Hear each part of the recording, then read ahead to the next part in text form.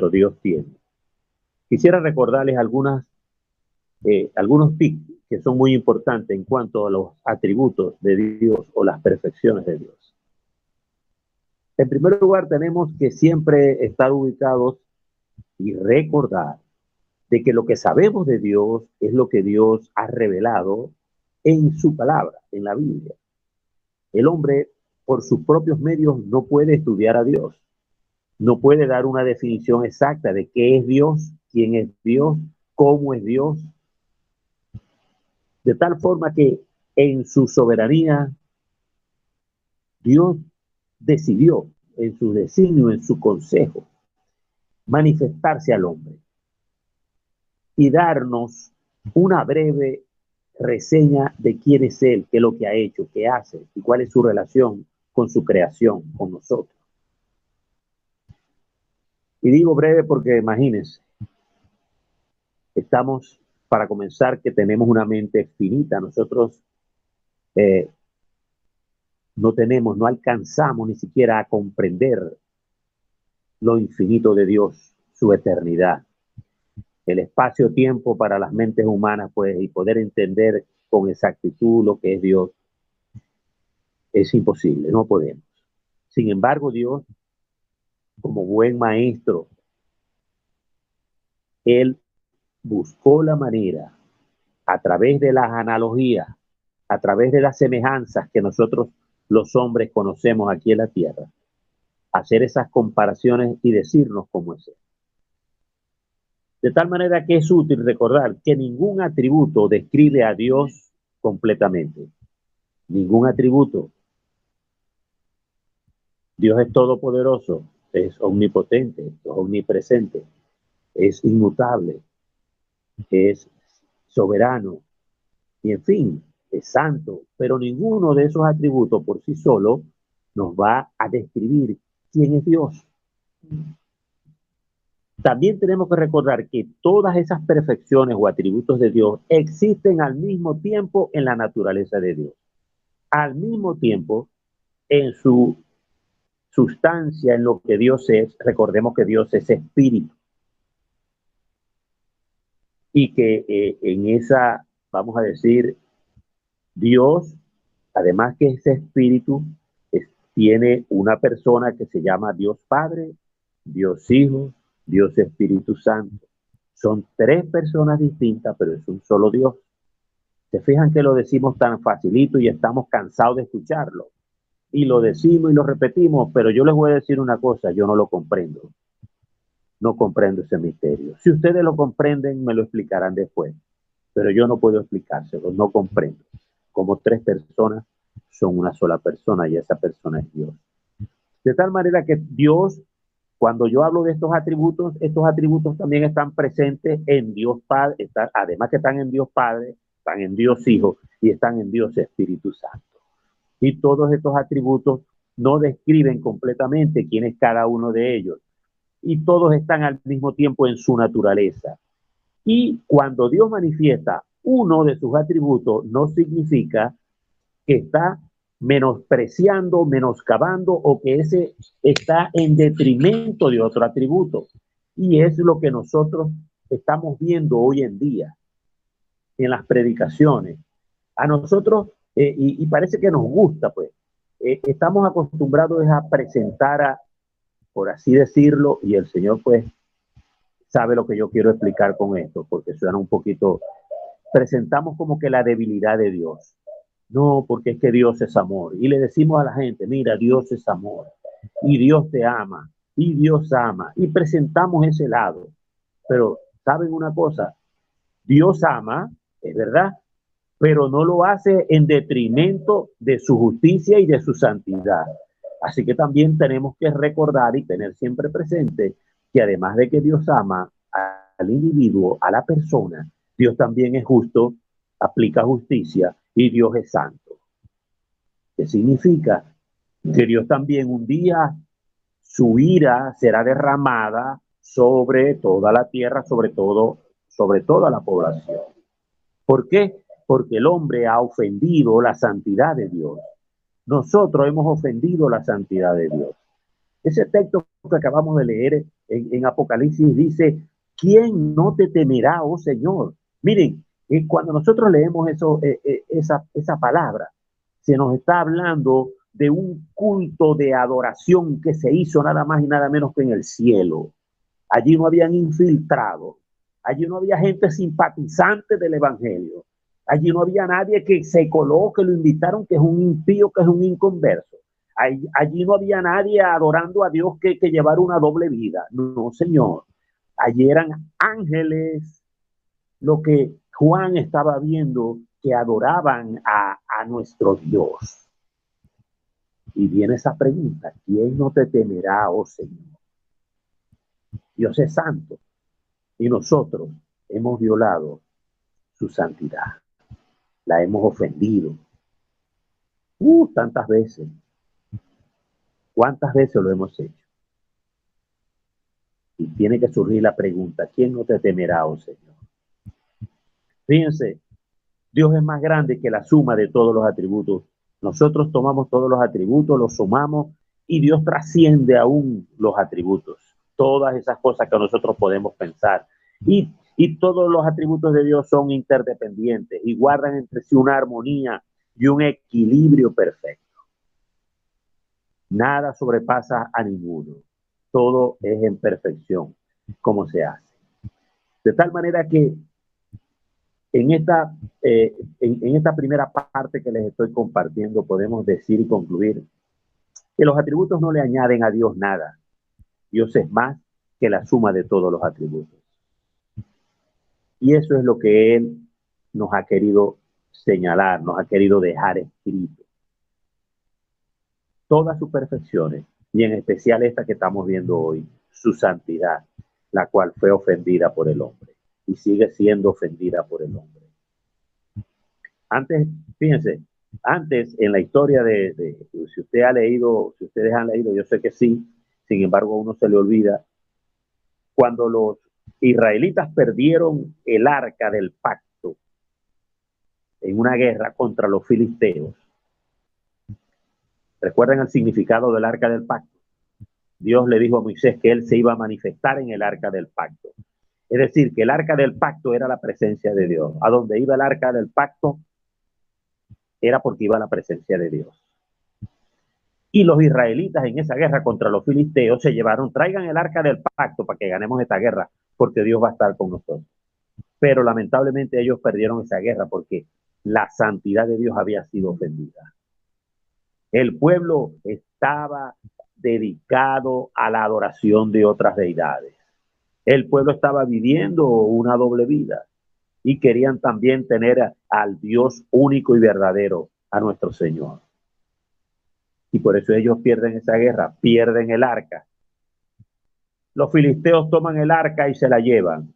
Creían que podían tener a Dios o que pueden tener a Dios así como cree el mundo impío y que puede jugar con Dios y que pueden hablar de Dios como los presidentes hipócritas que hay en el mundo que se quieren esconder, esconden toda su maldad, toda su corrupción con palabras de que Dios y Cristo y el Redentor.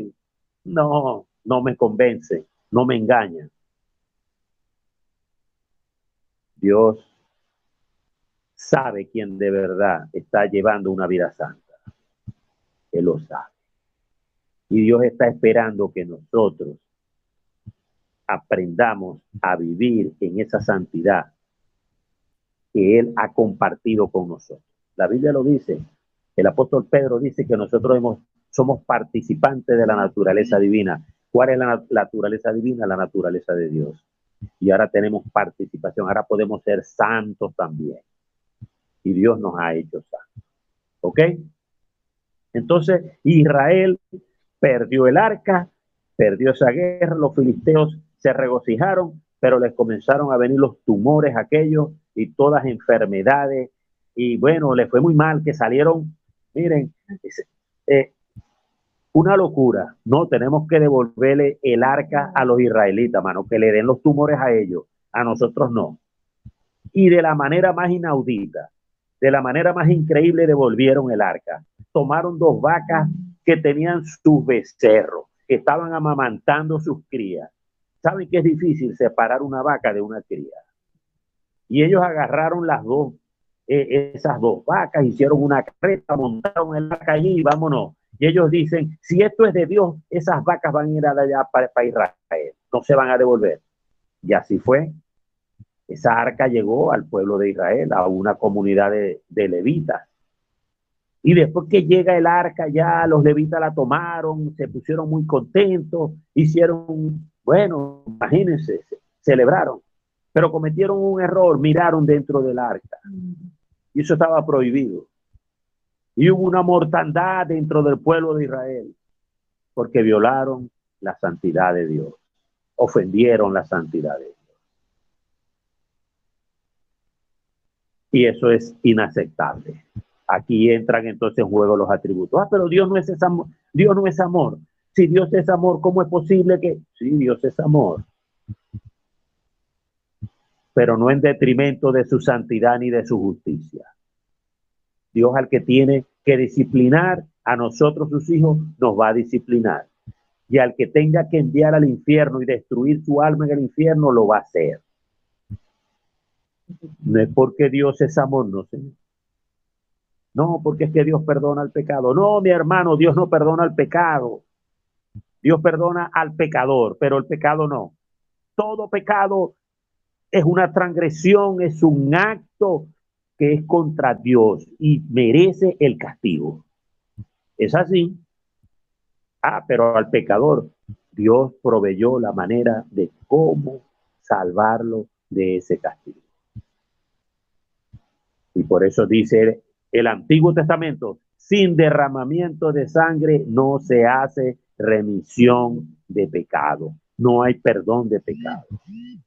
Y por eso el pueblo de Israel tomaba los animales, los degollaba, derramaba la sangre, hacía el gran día de la expiación, el Yom Kippur, y por el pecado de todo el pueblo. Y bueno, y tantas ofrendas y tantas cosas. Había que derramar sangre, porque todo pecado tiene que ser pagado. No hay otra manera. Bendito sea el Señor, que Cristo pagó tu pecado y pagó por mi pecado. Y por eso es que nosotros decimos que el sacrificio de Cristo es un sacrificio vicario, porque es el sacrificio donde nosotros somos sustituidos, el culpable por el inocente que es Cristo. La santidad de Dios. Fíjense, esa santidad de Dios es infinita, no tiene límite. Es independiente. ¿Por qué decimos que la santidad de Dios es independiente, hermano? Porque díganme ustedes, piensen ustedes allá, ¿quién le dice a Dios que sea santo? ¿Quién le dijo a Dios que fuera santo? ¿Quién le dijo a Dios que fuera separado del pecado? Que se apartara del pecado. Nadie. Por eso decimos que Dios es independientemente santo, infinitamente santo. Ese es nuestro Dios. Nosotros sí, nosotros tenemos que ser santos. La Biblia dice, sé santo como yo soy santo. Y también puedo decir que la santidad de Dios es inmutable. Esa es otra perfección de Dios, la inmutabilidad. Dios no cambia,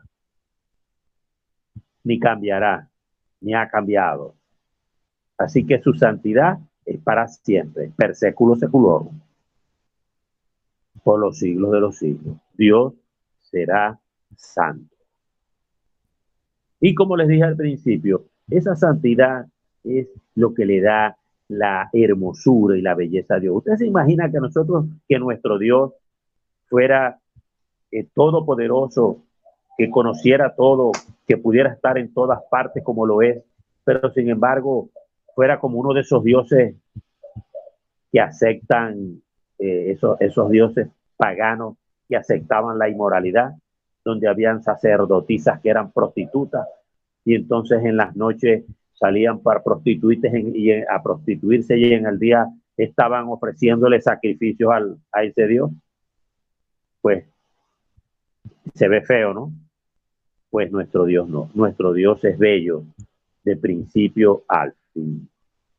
Y por eso es que podemos ver más esa santidad, porque vemos en lo esplendoroso y la belleza de Dios en toda su excelencia. Dios es santo porque es perfectamente puro. Perfectamente puro. Cada vez que yo hablo de la pureza, traigo como ejemplo la leche de vaca. Miren, usted agarra una vaca y la ubre, usted la ordeña, saca leche de allí, y esa leche no se parece, pero en nada, a la leche que le vendan en los supermercados, que viene pasteurizada, procesada y que trae agua añadida y otras cosas más. No es pura.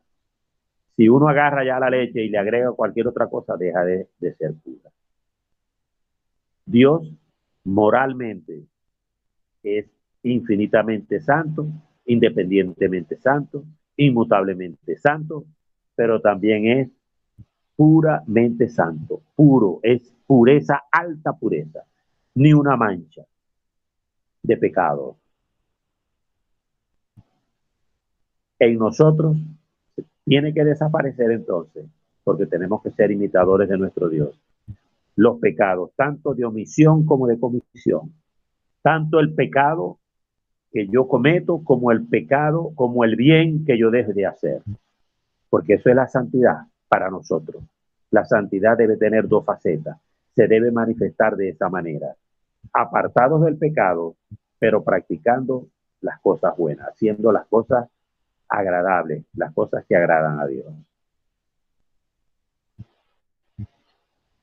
Quizás de los atributos, como les dije, de Dios que se revelan pues en la palabra, uno de estos son quizás los que más nos gustan, con los que nos identificamos más.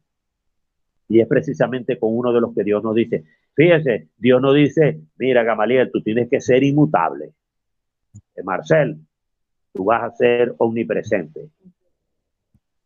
O hermano tal, usted tiene que ser omnisciente. No. Pero sí nos dice que tenemos que ser santos. Así que seamos santos, hermano. Pidámosle a Dios, busquemos esa santidad de la cual ya nosotros tenemos. Recuerden que la santidad inicial es la santidad que Dios nos ha hecho, nos ha apartado. Y me gusta mucho ese pasaje de Romanos que leyeron ahorita por allí, el capítulo 8. Porque ahí usted se pone a ver y subraye cuántas cosas ha hecho usted, he hecho yo para ser salvo y cuántas cosas he hecho yo para poder estar aquí ahora hablando del Señor. Y nos damos cuenta que no hemos hecho nada.